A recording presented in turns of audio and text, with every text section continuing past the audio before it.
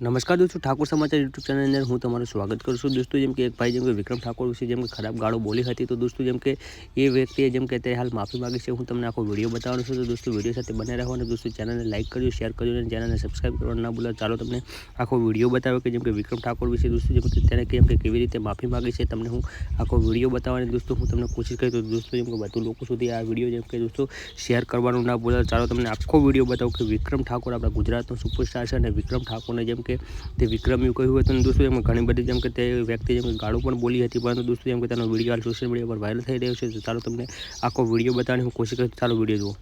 જય માતાજી, જય ઠાકોર સમાજ। આ ડોફો દોઢ ફૂટ્યો કરતો હતો, એ દોઢ ફૂટ્યો બધા ભેગા થઈને 2 ફૂટનો ખુશી ગાલ્યો હોય, એટલે હવે માફી માંગેલો। જુઓ વિડીયો।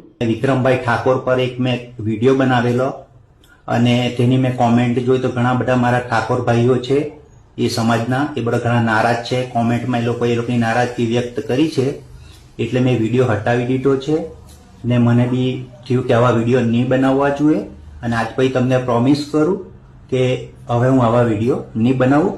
તમે પણ આશીર્વાદ વરસાવતા રહેજો બસ। હજી તો આશીર્વાદ વરસાવવાની વાતો કરે, મારા દિયોર તારા ઉપર તો ધોકા વરસાવવાના હતા, જો હાથમાં ના આવી ગયો નકર તારી તો માં ફાડીને મેલી દોત। ઓઢાઓના હાળા ના હોય અને વિક્રમ ઠાકોરના ચાળા ના હોય, આજ પછી સોશિયલ મીડિયામાં દેખાતો ના નકર ઓઢા મારી ના।